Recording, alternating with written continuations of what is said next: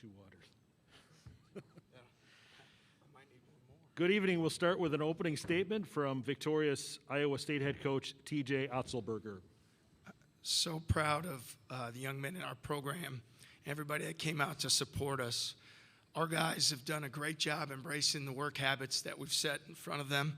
They started it in June, carried it on in September, and we kept talking about it in our huddles over and over. Let's trust our habits and trust each other, and tonight our guys certainly did that. So really proud of them from start to finish. Great team win, and excited for what's next. Thank you, Coach. Questions for the student athletes, please.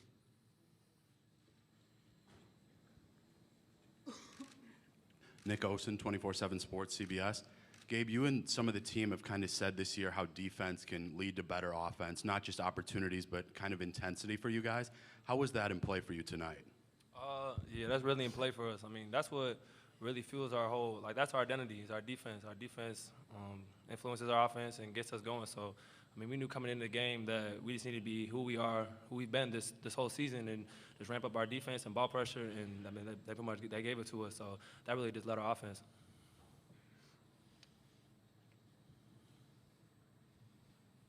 For all of you, what are the emotions? First of all, John Steppe from the Cedar Rapids Gazette. What are all the emotions like right now, considering now you're about to go to the Sweet 16? If we can start with Izaiah and just go down the line, please. I mean, it's unbelievable, honestly. I mean, just to think of where we started in June, like a group that was so new to each other and just was going out there with the object of turning things around, getting as many wins as we could, to end up here is a blessing, man. I'm excited. Yeah, like Zay said, I mean, I ain't never been in this situation before, so I mean, it's crazy. I'm super excited, not just for myself and not just for my teammates, but for the whole city of Ames, I would say. Yeah, I mean, they both kind of said it, it obviously feels great, the amount of work we put in since we stepped foot on campus on June 10th, June 11th, and, to be rewarded for that and, to get to continue playing basketball, it feels really amazing. Adam Rittenberg with ESPN. Izaiah, no one's ever done this before, to go from 2 wins to the Sweet 16. Your winning percent, I mean, that's never happened in college basketball history. What does that mean that you guys are the team that was able to make this historic turnaround?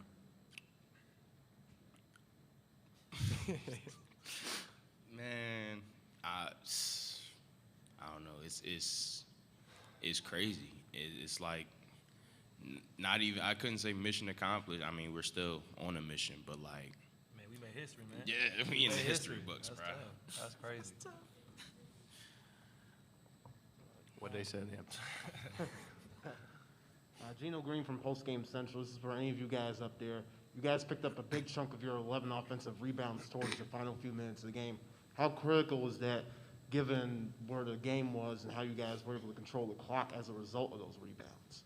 Again, we'll have you all chime in starting with Izaiah, please. They were huge. Those are momentum builders for us, but that's deflating to a defense. To force a miss late in the game and want to get another shot attempt and stuff, and just knowing that you have to guard again, those are deflating for the defense. No, yeah, definitely. It was just big rebounds, and then that just helped us milk the clock a little bit and just gave us control of the game at that point. It was kind of in our hands after those big rebounds and those big tap outs. Yeah, I think those are huge, throughout the whole game. George had 3, Gabe had 3 probably for the first time in his career. And just to get when the shots don't fall, to get that second chance opportunity, to kind of milk the clock at the end, when you're up 5, 6, whatever up you are, those are huge plays, huge momentum plays. Mark Freund, WHO, 13 out of Des Moines. Gabe, what was it? Was it just about playing a Big Ten team again that got you going? What got into you tonight? I don't know. I just locked in.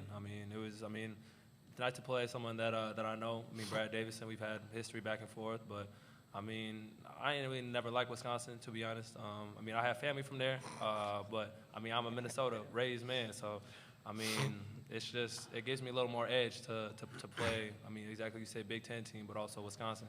So I mean, it fueled my fire for sure. Steve McGargy, Associated Press. To any of y'all, obviously, we were playing good defense the whole game, but how much of a difference did you notice in Wisconsin after the injury, after Chucky Hepburn went down? How much of a difference did you see?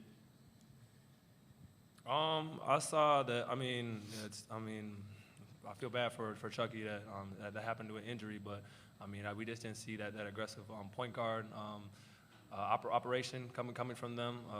So that's what I saw from it.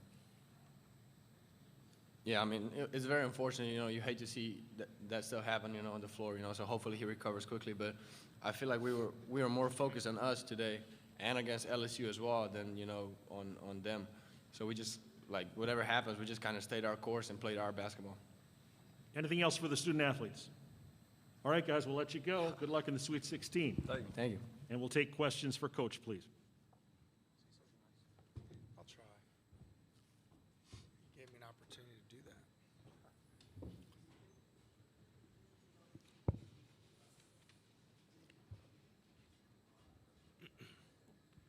TJ, what are your feelings right now? This is a story that has obviously become a really big deal, and you're taking it even further. Yeah, we're thrilled, but like our guys said, we trust our habits and the work we've done. We didn't set out for a certain win total or to do anything based on what transpired in the past. What we did set out to do is restore pride to a program that I love so much, our players do, and has a rich history. So I'm really happy for everybody. I'm happy for our alums, our former players, these young men. It's just a team win across the board, and it's a surreal feeling, and just thrilled to be part of it. Travis Hines, Des Moines Register. TJ, you were on the bench the last time Iowa State went to the Sweet 16. And that team had multiple NBA players, some of the best players that have ever played at Iowa State. This team maybe doesn't have that. How were they able to get back to that same stage now? Well, these guys have gotten back to the stage by their work habits. Obviously, the leadership that Brockington and Kalscheur brought in from the start was really important. And to get here, you've got to have the work habits, but you've also got to have low ego. You've got to have guys that are production driven and that they buy in. And what I saw out there today was a group of guys who believe in our defense, believe in our toughness, who are willing to take charges. And we did a great job of turning them over and disrupting their offense, and then that leading to our opportunities to score. So never this year did our guys get away from what we could be and what our identity was. As you mentioned, there's that team, the last team I was a part of when we went to the Sweet 16. They were a terrific offensive group, could really shoot the three well. That was their identity. We've embraced our identity pretty well, and our guys have bought in. So we just got to keep being who we can be and take a lot of pride in that.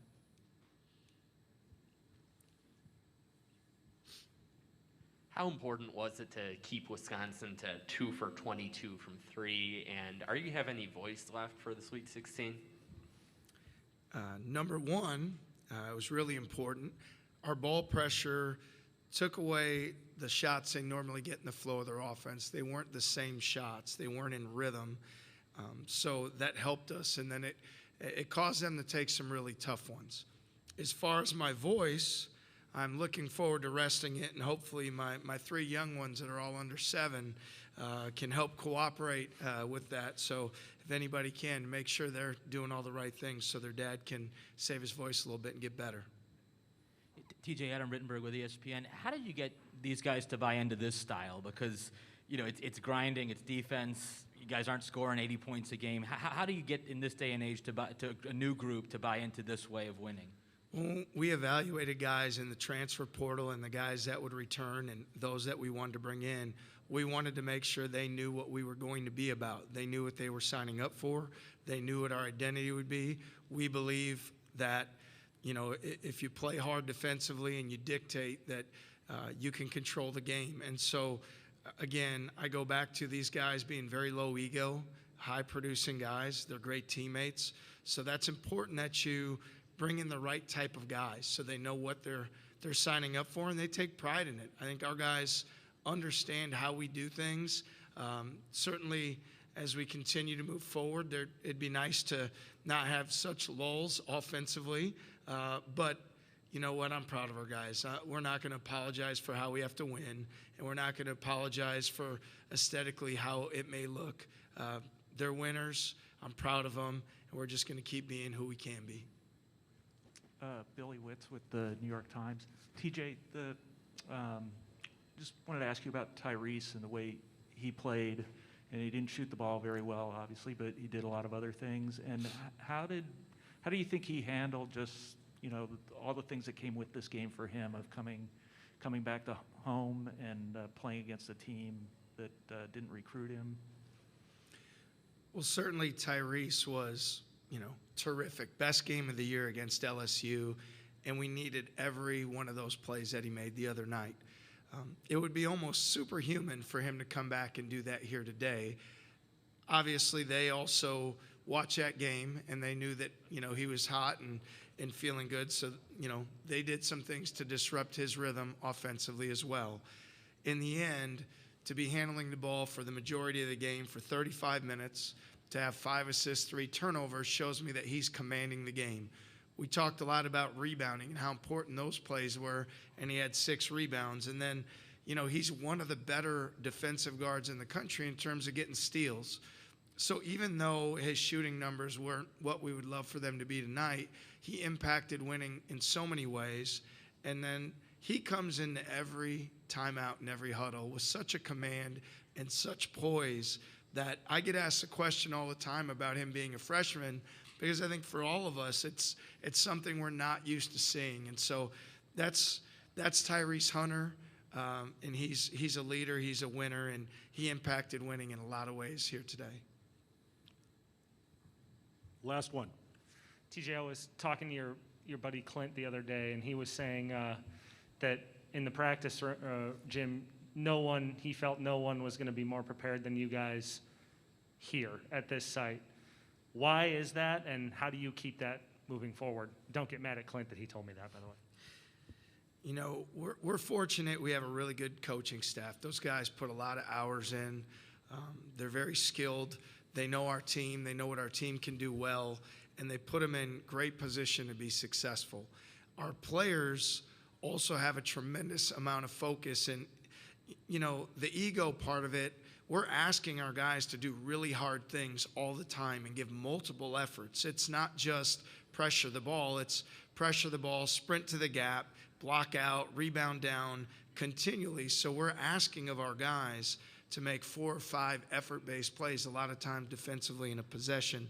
And you learn about your team when you come to practice and you see their level of focus. And so he probably made that comment watching us practice the other day, because at this time of the year, there can be many that get distracted, but our guys' energy, intent, and focus, they were just really dialed in. This really mattered to them, and those are the type of teams and players that have success, and guys are fortunate they did that. Thank you.